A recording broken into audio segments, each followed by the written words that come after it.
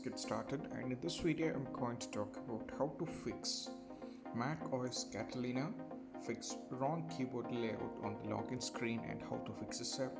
So let's get started. So first thing what you have to do is when you're having these kind of troubles, you have to follow these instructions, and the first one is to change the language on your Mac, which single uses on the macOS Catalina. So to do this, first thing what you have to do is just have to go here at the top and click on the Apple icon over there. Now go to System Preferences. From here you just have to click on Language and Region.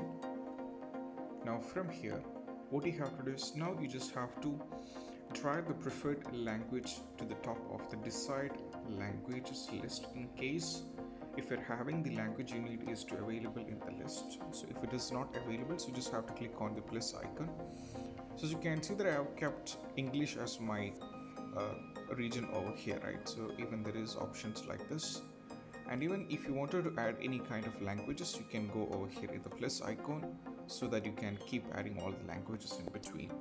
So this is what you have to do, and once the language has been successfully added, what you have to do is just have to you just have to do a restart on your Mac. This is what you have to do.